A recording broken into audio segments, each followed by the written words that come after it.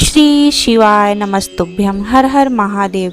आज की वीडियो के माध्यम से हम आपको पितृ अमावस्या या सर्वपितृ अमावस्या भी जिसे कहते हैं उस दिन करने वाले उपायों के बारे में बताएंगे, जो कि पूज्य गुरुजी पंडित प्रदीप मिश्रा जी ने अपने हाल ही की कथाओं में बताया है।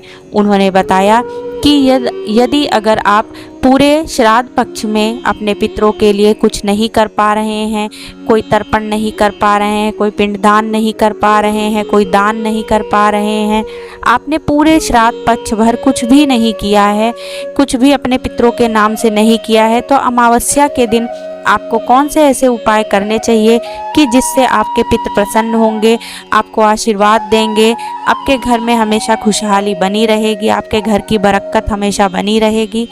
तो अमावस्या के दिन कौन से उपाय करने चाहिए, तो चलिए जानते हैं पूज्य गुरुजी ने कौन से उपाय बताए हैं।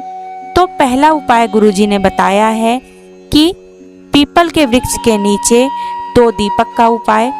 जी हाँ, पीपल के वृक्ष के नीचे 2 दीपक जलाने हैं, 2 घी के दीपक जलाने हैं गोल बत्ती के।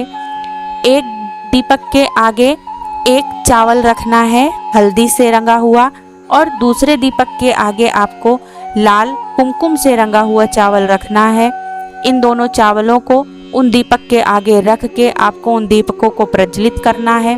दीपक को प्रज्वलित करने के बाद अपना नाम और गोत्र बोल के अपने पितरों का स्मरण करते हुए स्वधा स्वधा स्वधा 3 बार इसका उच्चारण करके और अपनी जो भी समस्या है उनको वहाँ पे बोल के, आपका काम नहीं हो रहा है, आप कर्ज में डूबे हुए हैं, कर्जों से मुक्ति नहीं मिल रही है, या किसी रोग से परेशान है, किसी बीमारी से परेशान है, जो भी आपकी परेशानी है आप वहाँ पे बोलिए, अपने पितरों को स्मरण करिए और उनसे क्षमा मांगते हुए, उनका आशीर्वाद मांगते हुए इस उपाय को करिए।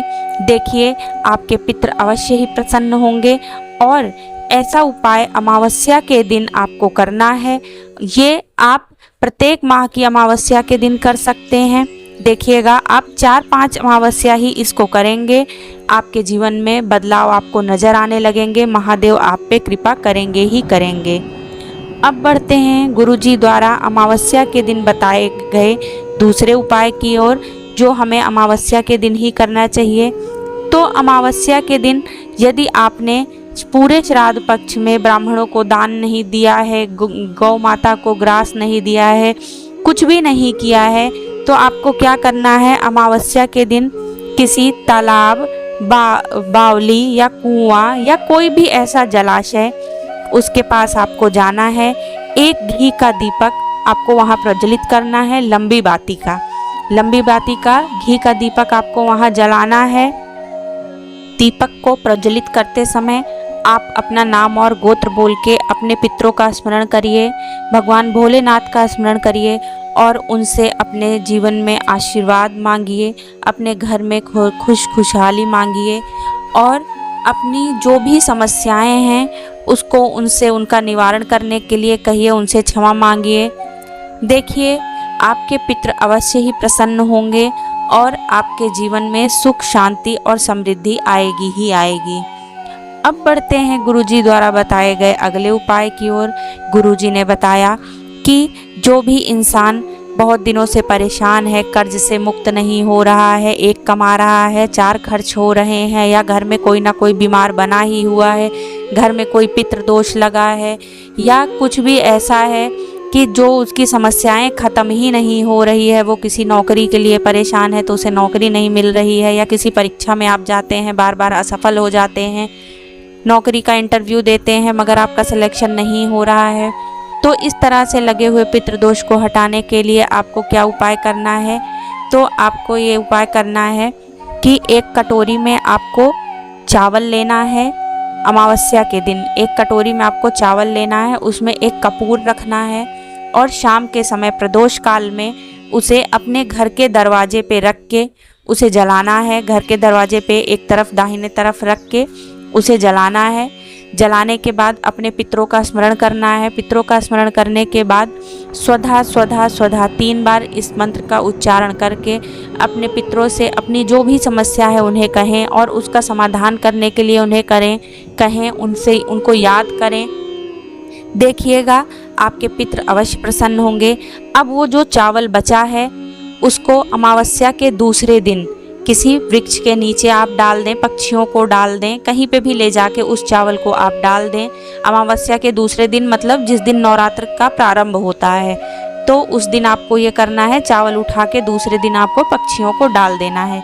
देखिएगा इस उपाय को करने के बाद आपके घर में जो भी समस्याएं हैं वो अवश्य ही दूर होंगी। भगवान भोलेनाथ आप पे कृपा करेंगे ही करेंगे और आपके जीवन की सभी समस्याओं को हटाएंगे। बढ़ते हैं गुरुजी द्वारा बताए गए अगले उपाय की तरफ, चौथे उपाय की तरफ। गुरुजी ने बताया कि ये बहुत ही सरल और आसान उपाय है।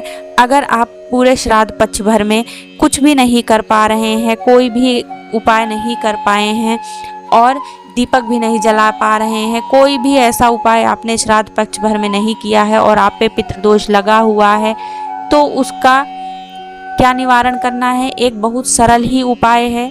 इससे सरल और कोई भी उपाय नहीं हो सकता। आपको एक चावल का दाना लेना है। जी हाँ, एक चावल का दाना लेना है। उसको भगवान भोलेनाथ के ऊपर अर्पित करना है। भगवान भोलेनाथ पे पहले आप एक चावल का दाना चढ़ाएंगे, फिर आखा चावल मतलब खड़ा चावल चढ़ाना है, टूटा हुआ चावल ना हो। उस चावल के दाने को चढ़ाने के बाद आप एक लोटा जल चढ़ाएंगे और स्वधा स्वधा स्वधा 3 बार इस मंत्र का जाप करेंगे और अपने पितरों को याद करते हुए, भोलेनाथ का स्मरण करते हुए अपनी मनोकामनाओं को कहेंगे। तो देखिए भगवान भोलेनाथ आपकी झोली अवश्य भरेंगे, महाकाल आप पे दया अवश्य करेंगे, आपके पितर अवश्य ही प्रसन्न होंगे। इससे सरल और कोई भी उपाय नहीं हो सकता। बढ़ते हैं श्राद्ध पक्ष में करने वाले अगले उपाय की तरफ, जो उपाय गुरुजी ने बताया है। ये सभी उपाय आपको अमावस्या के ही दिन करने हैं। आप अमावस्या के दिन में इसे कर सकते हैं। आपने पूरे श्राद्ध पक्ष भर में कुछ नहीं किया है, आप अमावस्या के दिन इसको करते हैं तो भी आपके पितर आप पे प्रसन्न होंगे, अपना आशीर्वाद आप पे बना के रखेंगे। तो अगला उपाय ये है, आपको करना क्या है? एक लोटा जल लेना है। एक लोटा जल में 3 चावल के दाने डालने हैं, 3 आखा चावल और 3 बेलपत्र डालनी है। और इनको आप शिवलिंग पे चढ़ाएंगे। पहले आप शिवलिंग पे एक लोटा जल चढ़ाएंगे, फिर आपके वो जो 3 चावल के दाने हैं आपने वो चढ़ाने हैं, फिर वो जो 3 बेलपत्र हैं आपको वो अर्पित करना है। उसके बाद स्वधा स्वधा स्वधा 3 बार इस मंत्र का उच्चारण करना है और भगवान भोलेनाथ को याद करते हुए, अपने पितरों का स्मरण करते हुए, अपना नाम और गोत्र बोलते हुए अपनी जो भी समस्याएं हैं उसको भोलेनाथ के सामने आप बोलेंगे। तो देखिएगा मेरे भोलेनाथ, मेरे भोले शंकर आप पे अवश्य कृपा करेंगे। भगवान भोले भंडारी आपके भंडार अवश्य भरेंगे, आपके जीवन में सुख शांति समृद्धि अवश्य लेके आएंगे और आपकी सभी मनोकामनाओं को पूर्ण करेंगे। तो ये थे श्राद्ध पक्ष की अमावस्या के कुछ उपाय जो गुरुजी ने बताए हैं। आप इसे अमावस्या के दिन कर सकते हैं। आशा करते हैं कि वीडियो आपको उपयोगी लगी होगी। अगर वीडियो आपको उपयोगी लगी हो तो चैनल को लाइक और सब्सक्राइब अवश्य करें और वीडियो को शेयर अवश्य करें। हर हर महादेव। श्री शिवाय नमस्तुभ्यम।